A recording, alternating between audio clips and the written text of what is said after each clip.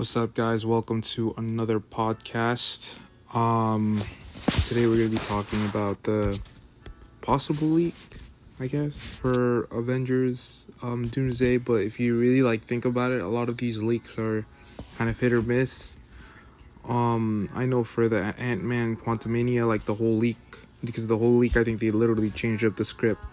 But as of right now, I think they're pretty much almost done, or if not almost, they're pretty much done with, Doomsday, shooting wise, and they're probably just working on post-production.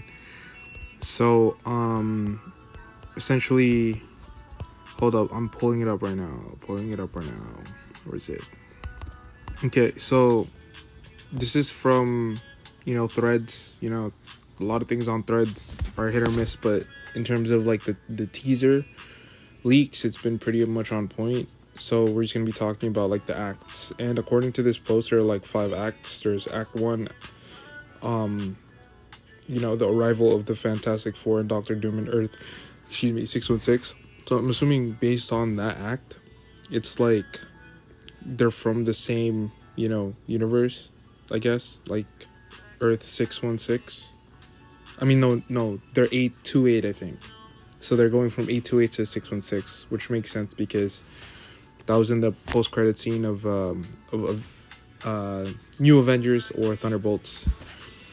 So that's pretty much self-explanatory, and we all kind of know that the first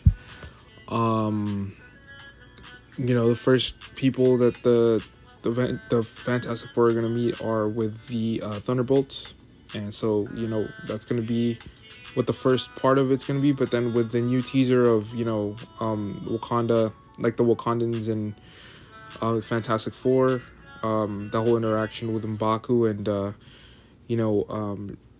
Ben Grimm, it's gonna be kind of I guess they're gonna move around similar to the way that Thor kind of moved around in Avengers Infinity War. So that's gonna be the first part according to this. Then we have Act 2, which is the Avengers, Fantastic Four versus X-Men. Okay, so there we kind of already know that the Fantastic Four are going to be with, fighting against the X-Men. We already know that because the actor for Nightcrawler, I believe his name is Alan Cumming, has accidentally spoiled a long time ago, actually, that he punched Pedro Pascal in one of the scenes. So that's that's going to be where the teaser of Cyclops comes in, and I think this might be the part where we kind of get a backstory of what happened in this version of the X-Men. People are saying that the Sentinels pretty much took out the whole kind of team, but we are getting a whole bunch of them coming back. I'm actually really not really familiar with who else is coming back aside from Cyclops, Magneto, and Professor X. And also we have I think Mystique's coming back too, if I'm not mistaken. But in terms of the others, I think Kelsey Grammer's going to be back, but there's kind of an indication that there's only a few of them left. So we know that this isn't the same universe as the Deadpool and Wolverine variant of Wolverine, because his X-Men team all died, right? So that's going to be pretty cool. We're probably going to see them interact again. And that's going to be pretty, obviously going to be a kind of emotional, heartfelt thing with X-Men.